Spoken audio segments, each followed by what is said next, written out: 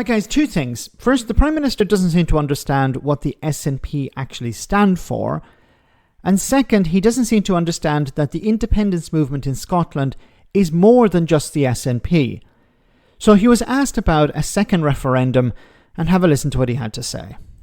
Will you allow, that is in your power, it's your decision, will you allow a second independence referendum? At the last budget, we had a record settlement for Scotland, more money than has ever been given to Scotland under the budget. You're not answering my question. I will come to that. I just want to well, we're nearly out of time, sir. Because the point about independence for me is it's a distraction tactic which is always deployed by the SNP when they don't want a discussion about their You won record. a majority at the last election. You're doing things that weren't in your manifesto. If the SNP win a majority, why can't they do what's in their manifesto?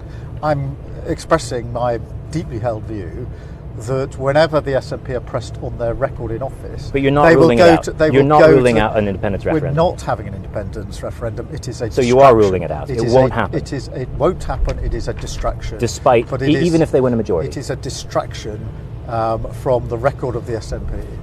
Okay, this is deeply dishonest. Either he doesn't understand that the SNP, their main manifesto pledge is, of course, Scottish independence. So he either doesn't understand that or he's pretending not to. I don't know which is worse. If the Scottish National Party win a majority, should they be allowed to implement their manifesto? Yes or no? Because as was pointed out here by the journalist, Labour won a majority, a massive majority, and they're implementing their manifesto. Or in some cases, they're doing things that are not in their manifesto. But they're allowed to do it because they have a majority. So if the SNP win a majority, should they be allowed to implement their manifesto? This is a question, but doesn't seem to get answered. Now, as I mentioned as well, it's not just the SNP. This is a question for the Scottish people. Every time a minister or the Prime Minister in England says, well, this is a distraction from what the SNP is doing. Let's leave aside the SNP for a moment. Let's ignore the SNP for a moment. Do the Scottish people deserve a second referendum?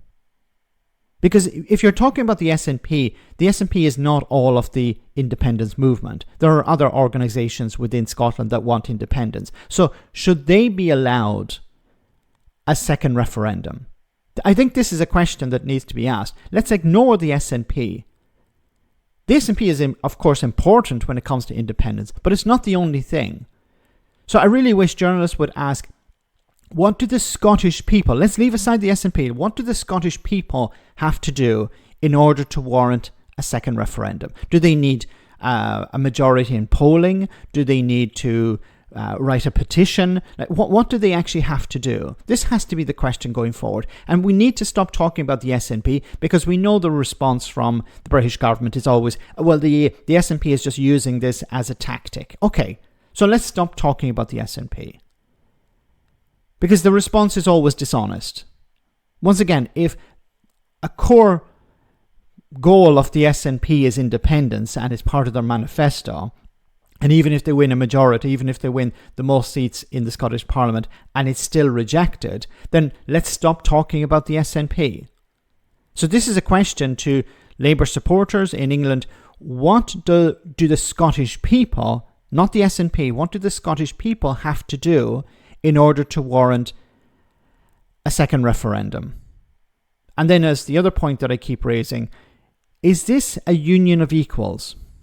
It doesn't sound like a union of equals where one side is saying you can have this or you can't have that.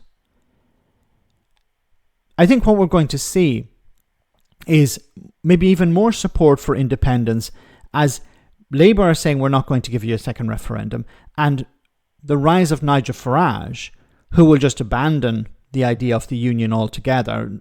He's running an English nationalist party. He doesn't care about Scotland. He doesn't care about Wales. Certainly doesn't care about Northern Ireland. So I think this is going to put booster rockets under the independence movement in Scotland because people will feel even more abandoned.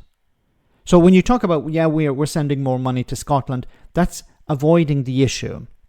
What do the Scottish people have to do? And once again, this is a question to Labour supporters. This is to members of the Labour Party in England, what do the Scottish people, not the SNP, have to do in order to warrant a second referendum? Because that's a question that never gets answered. Let me know in the comment section, guys, what you think. I'll see you in the next video.